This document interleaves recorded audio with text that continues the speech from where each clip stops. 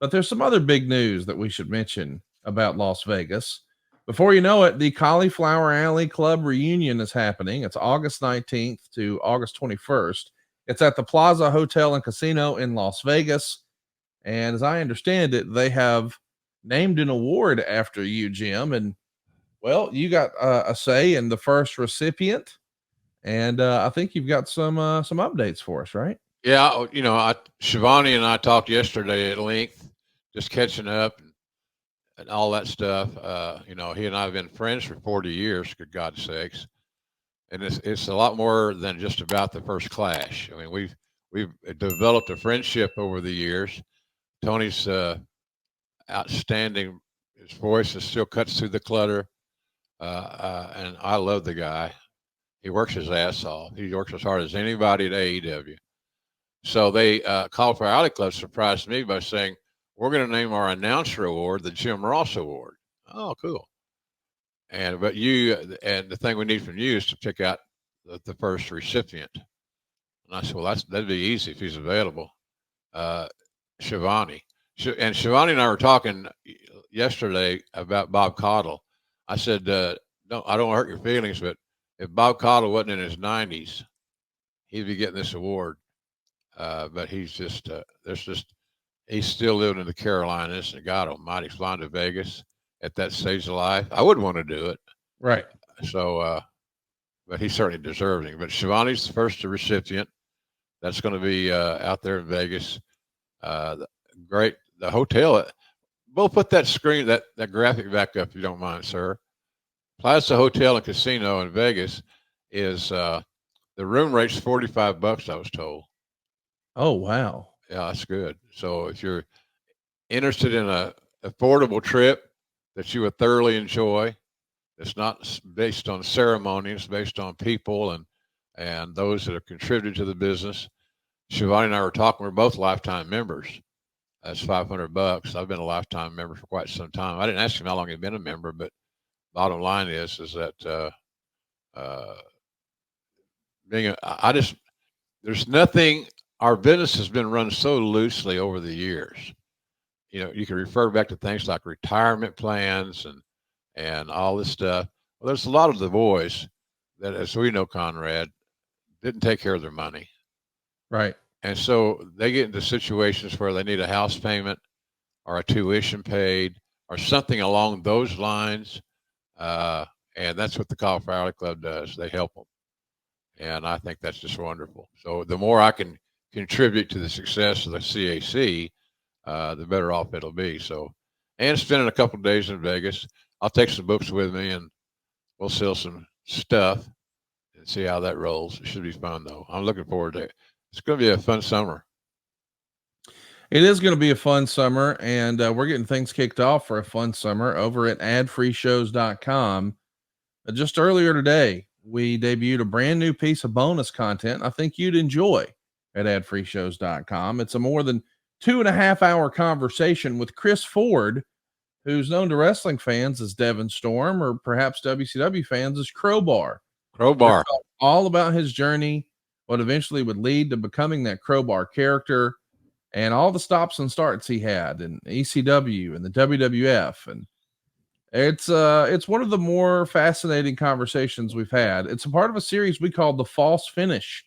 And We've had a bunch of other guests there like Glacier and Muhammad Hassan and Zach Gowen and so many others.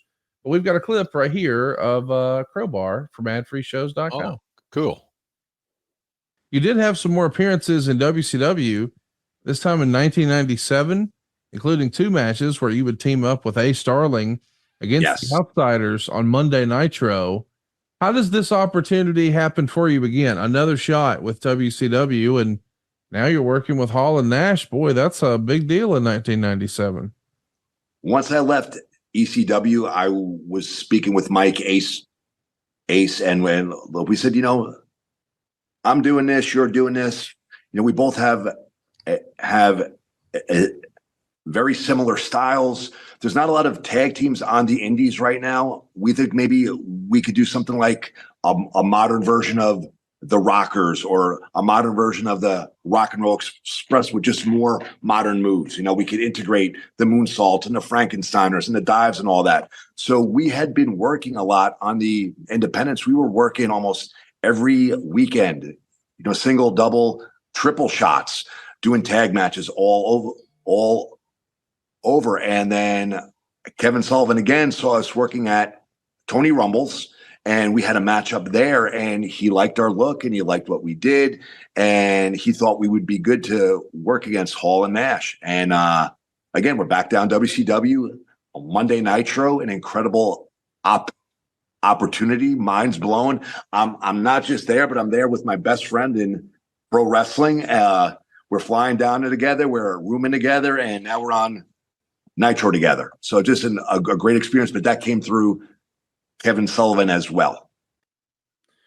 We got a great conversation there, and he is one of the nicest guys you would ever meet in pro wrestling. He shares his experience about being bullied and his challenges he had with a stutter, and now he's got a booming, thriving, successful business. That's what the False Finish is all about.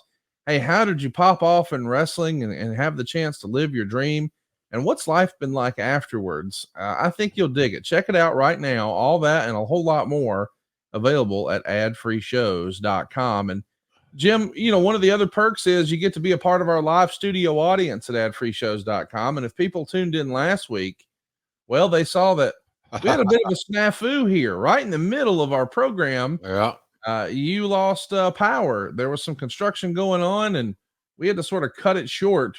Right. But hey, we're live, pal. A friend of mine said that once.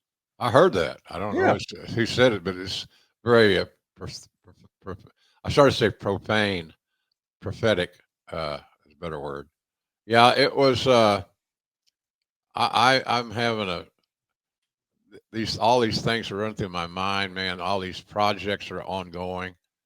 I'm blessed, Conrad. I'm blessed to be healthier than I've been in a long time.